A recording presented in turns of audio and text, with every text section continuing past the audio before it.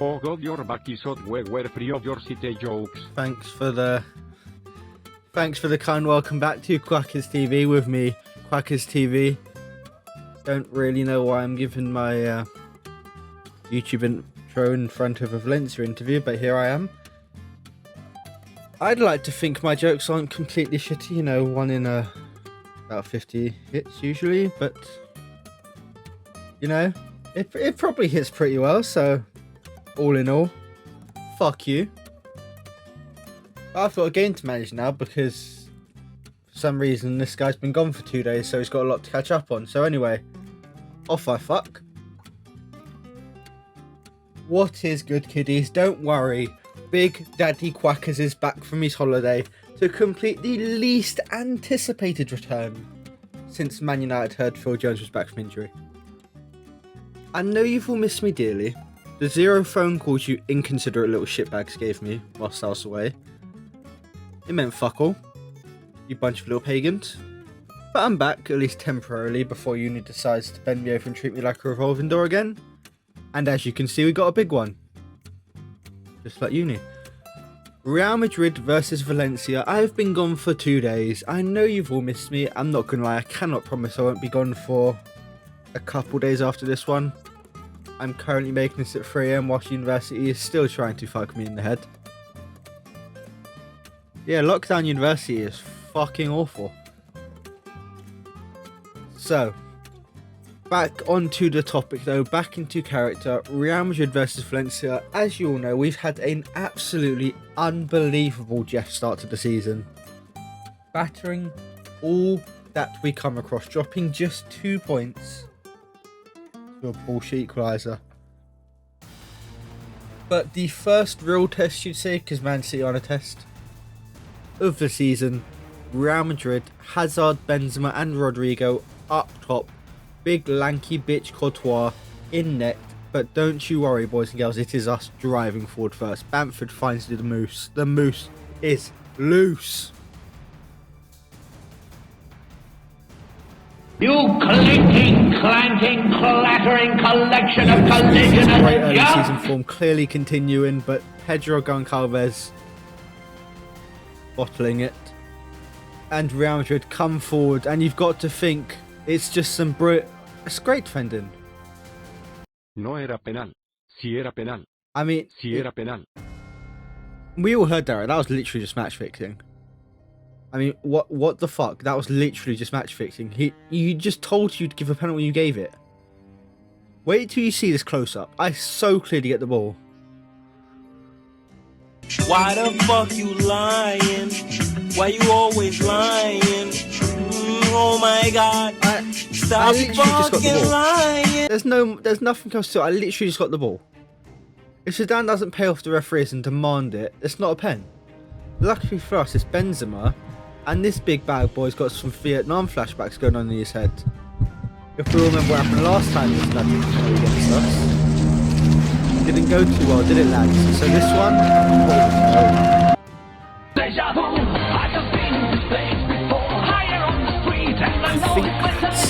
I think we might be in Karim's head a little bit. I think the guy might be a little bit of a bottle job prick based on shit like. Why you being a dickhead for? Stop being a dickhead. So that went well. As you can see, we are now 1-0 down, and you've got to think the 2 days of literally just typing away shit on his keyboard with crappy forced references that he definitely didn't steal off other people ruined Quacker's FIFA ability. Well, the answer is simply put no. Yunus the Moose into Tron Coop minus into Carlos Soler.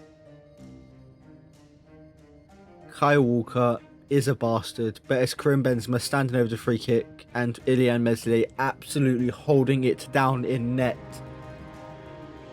Valencia under pressure. They need to strike fast. They need to strike early. They need to show no surrender. Cobra Kai in this motherfucking bitch ass. Patty the Banff into big Pedro Goncalves. And we all know what they say. My wee wee goes Really boing we all know what boing. they say. You don't give me two twice. Pedro Goncalves with the brilliant layoff from the Banff man. Bangs it, top bins. The lanky slender man in goal. Absolutely no chance. What a finish from Pedro Cito himself. And Valencia are back. We have risen. Real Madrid come forward now though, but with our confidence sky high, you'd expect us to be able to deal with it. Brilliant little defensive header. Oh.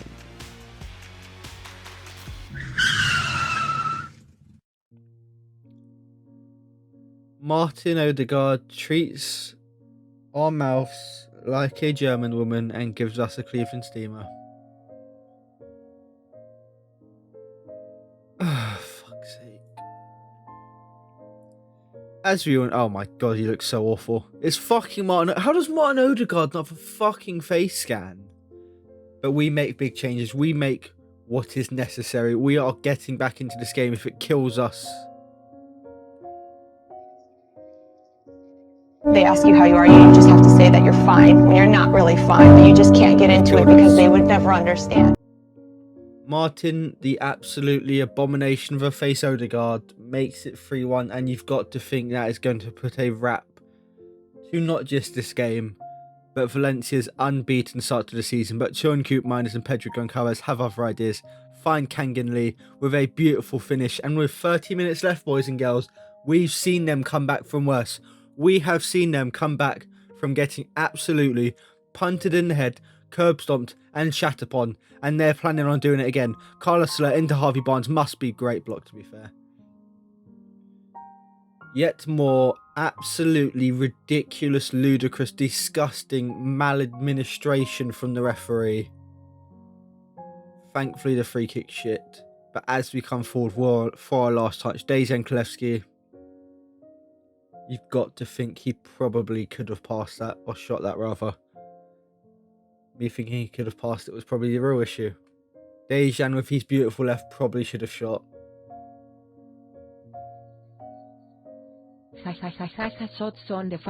See right here, this is a check entitled Javier Tebas, the head of the league.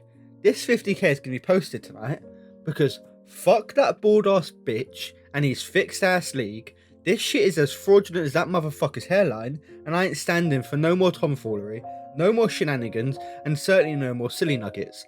From this point on, we're going to mollywop our way through this bunch of shithouses, and we're going to win this league, because I'm fed up with it. We don't get these decisions, but Real Madrid do. You lot can call me deluded, but if I speak, I'm in big trouble, so I'm not going to say anything too controversial.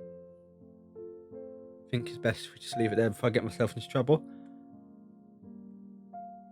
See you, bye-bye, bitch. As you can see, though, boys and girls, Quacker's head was down. The Valencia's heads were down. We needed a big result. Yunus the Moose, 3 in his last 3. That literally is a hat-trick 2 games ago.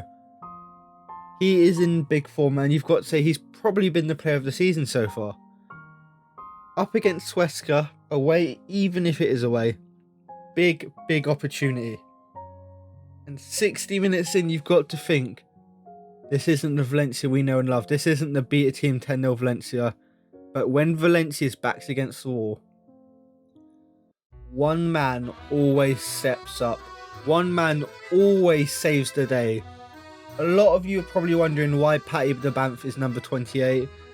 Ludovic Ajorque is the man of this team. He's the alpha male. He is that 80-year-old with some mad fucking kung fu power to save the day at the last second. Ludovic Ajorque is this team's heart. When all goes wrong and the back's against the wall, he is the one digging in for us, making it 1-0. And as McKennie comes forward and finds Goncalves, it's Harvey Barnes to make it 2 and seal the deal. That was a much tougher game than any of you will realise, and I would have loved to show it, but there's already a ridiculous amount of games to the extent I'm literally having to miss one and use it in the next episode. And believe me, that episode is going to be ridiculous because a lot happens that definitely wasn't planned by me and definitely forced just to add storyline to it. I mean, players get injured. Anyway, Harvey Barnes makes it 2-0. A big 3 points before another big European game, and Valencia's season thoroughly back on track. Still top of the table. Heads could have dropped. Quackers was banned from the arena after his ridiculous tirade, but the boy stepped up when he needed to. But it's not about stepping up in the early seasons. It's not about how you start. It's about how you finish. And believe me, that goes with everything, including females. Valencia versus Shakhtar Donetsk. Dejan Kulevsky whips it. Oh my Dejan goodness Kulevsky, gracious. the man whose name I will never pronounce correctly, with probably the best goal scored in the entire series so far. I would argue that is better than Florian Wirtz versus Benfica on the Leeds career mode. Absolutely unreal finish. Harry Kane-esque, cutting in on his stronger foot and just bending it beautifully around the keeper. Bending it so beautifully, they now call all lesbian football movies Bend It Like Dejan. And that is just a bit of an embarrassing finish, and that is too. Also, before anyone thinks that's homophobic, there's literally a football movie called Bend It Like Beckham, which when you think about the connotations of the actual title, it's a bit fucked. You know what else is fucked? Shakhtar's goalkeeping, 2-0, Pedri making up for his early miss, because you know what it is? You don't give him two twice. Pedri continuing that early season form, and just a disclaimer quickly, because I think when I show you some league tables, some of the goals scored and against are going to be a bit skew-if. I know the Ajax game definitely will be, and I'm pretty sure 2 of the later games from this episode will be. Mostly because I'm a bit of an absolute pagan who forgets to manual save after every episode and saves over his auto saves with our career modes. Yep, that is me. I am that guy. I'm a completely professional YouTuber, I am. But Pedri drives forward, finds a beautiful little reverse into Brenner. And he should have done better on the first effort, but his second is a beautiful little recovery. Call him Milotek because that recovery has just clutched up. Carlos de Solar Beam gets his first of the episode, and Ilian Meslier makes sure the lead is comfortable going into the half. I feel like I've sounded like I've had a start of this entire episode. But speaking of stuttering, our finishing is not looking up to it until Big Rivera. Hasta la bye-bye. Don't let the door hit you with a good Lord split you. Patty the Banff has not been in the best form, let's be real. He hasn't. A lot of you are going to think, you just tramped it 3-0 up against a fucking computer, you sad, sad little lonely man. And you'd be right. Because I need to get Bamford into form like that. This is the Patty the Banff we need. The man who can turn on a dime and finish with a pleasure. I feel like finishing is always a pleasure, so I don't really know where I was going with that. But I went with it and I'm sticking to it because Quackers TV is the owner of all these shit jokes. They are all copyrighted and definitely all stolen off different social media networks. 5-0 in Europe and Valencia's tails firmly up. Firmly hot rodding it. 3 wins from 3 in our Champions League group. It's just looking a bit comfortable for the boss and his boys right now, as thankfully nothing else has happened to ruin our plane journeys recently, which is grand. I'm going to kill your kids if you don't. Wrong bit. Oh my body, Ming, how did you fluke another 3 points, fat boy? So fucking unprofessional. I mean, can you really call a 5-0 win a fluke? They're just a bit shit. And again, I really don't know what I did to all of you reporters to constantly have insults thrown at me. It's literally the fucking Spanish Inquisition every time I play this now. I've said the F word about 50 times because I'm so stressed out. Can you not just like leave me alone, please? Like, it's getting depressing at this point. God, I'm going to bed. Oh, fuck off. Ingonas las udas u cut your balls off and play tennis with Oh, cool, it's them. just a prank call. If you don't lose the next game, I will hurt the ones who love the most. Just leave me alone. As you can see, Quackers TV got another threat from his mystery assailant, as we all know. Betis versus Valencia though, another big chance for Quackers to lay down a marker, and what the fuck is our keeper doing? I genuinely said fuck, I think as many times. Oh.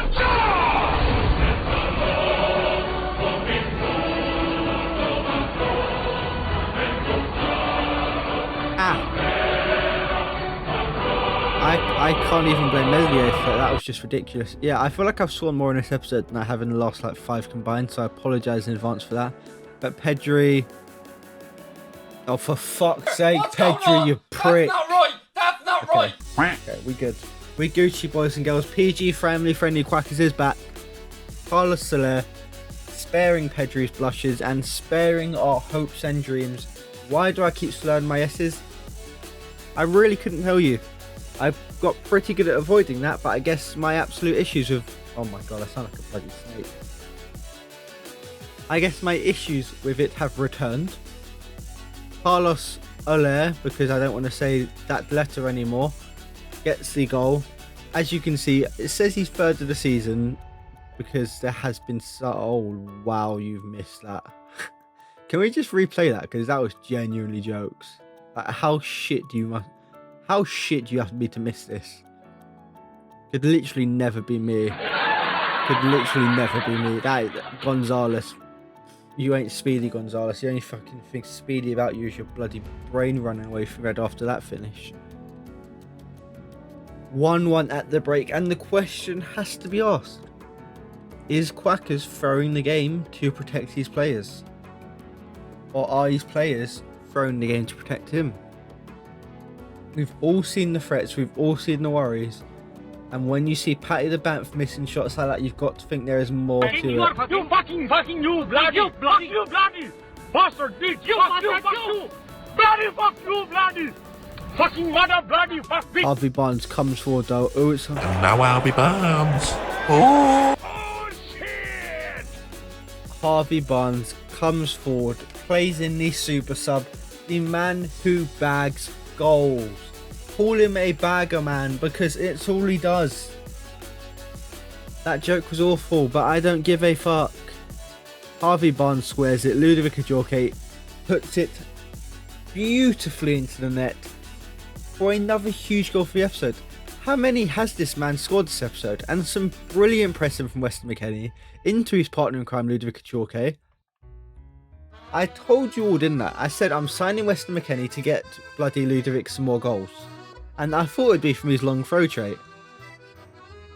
I forgot how impossible it is to get the right taker on a throw on, but Ludovic Ajorque with a beautiful little volley, leaving their keeper absolutely no chance. I believe it's Pau Lopez, and he took that one.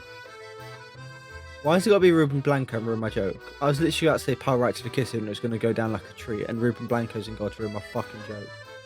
Oh, fuck. I can't believe you've done this.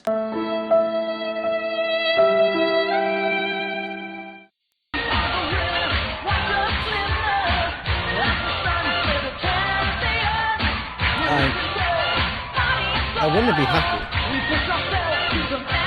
but that Fekir just took my soul, to be honest. Fekir literally just took my soul and spat on it, and then stuffed it back down my throat. That was a horrible experience. But we come to the final game of the episode, because Quackers TV does not like making 30-minute long episodes because his attention span lasts about 2 minutes. So if yours is any longer, good shit, boys.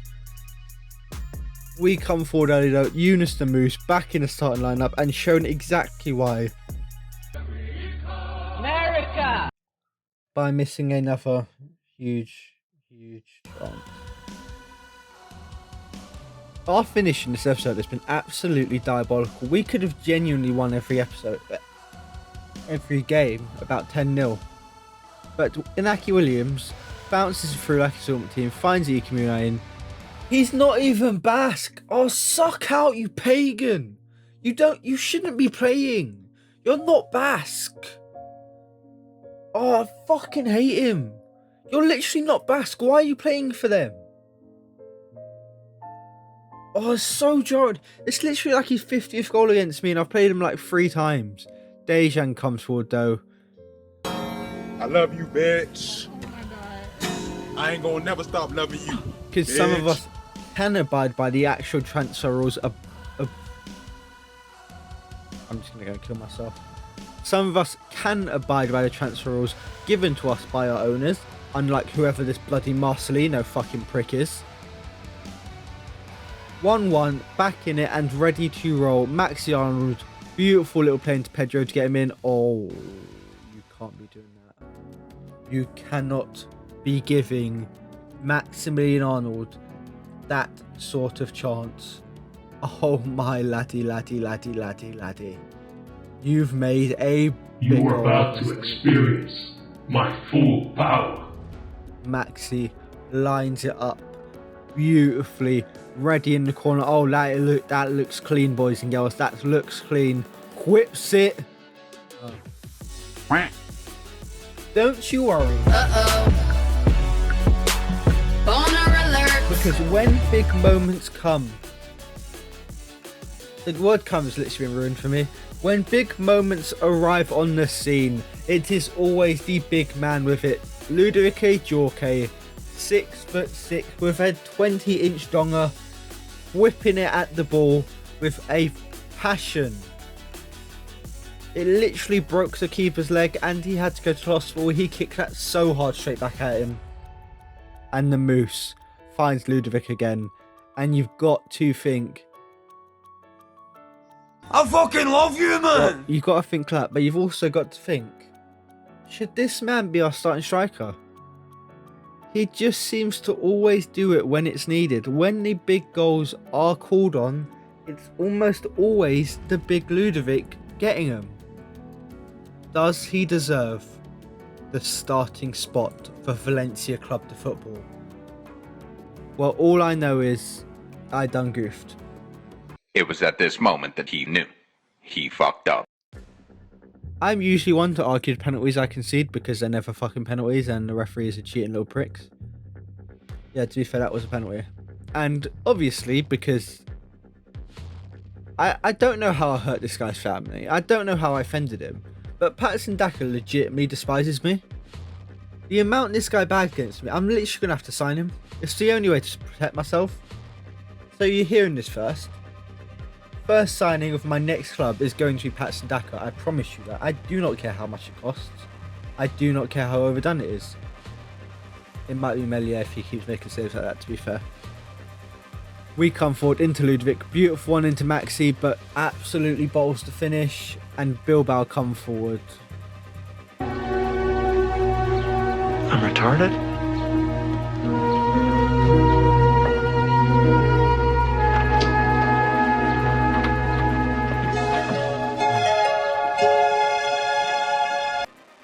As I always say, bottling a 2-goal lead could never be me. Absolutely never going to happen. Bottling a 3-1 lead, that's much more like it. Yunus Musto into Weston, Kangin Lee. Didn't last long, did it, boys? We gave you that little smidgen of hope, that little semi, that little bit of, oh, we might actually have a chance here. You know when you get that match on Tinder and then it turns out to be, well, usually it's either a bot or, let's just say, someone who's not quite my type. Yeah, that's a little bit of hope Bilbao just got. Kangin Lee said, sucker your mama dry like your dad does. Curved it beautifully around the keeper. Hope their mum slips in the shower because the only way they're not going to be disappointed in them anymore after that one. 4-3 to the boys. And as you know, when the boys start coming all over, we don't stop coming all over. We come forward again. Weston McKennie driving into the gap like a man possessed. Plays it across to Big Rivera and a comfortable, beautiful finish to make it 5-3. And thankfully, as it's 4 AM and I've been up for the last 8 hours doing university work, the episode's coming to an end and I can actually get some bloody sleep because I have work in 2 hours. Bilbao, see ya, bye-bye. Don't let the door hit you while the good Lord splits you. If you enjoyed the episode, boys and girls, please leave it a like because it means the world to me. And honestly, with the amount of stress university is putting me through at the moment, my narcissist self could really use it. I hope you enjoyed. I don't want to say there'll be an episode tomorrow because I can't promise it. There should be an episode on Thursday or Friday. Should. Yeah.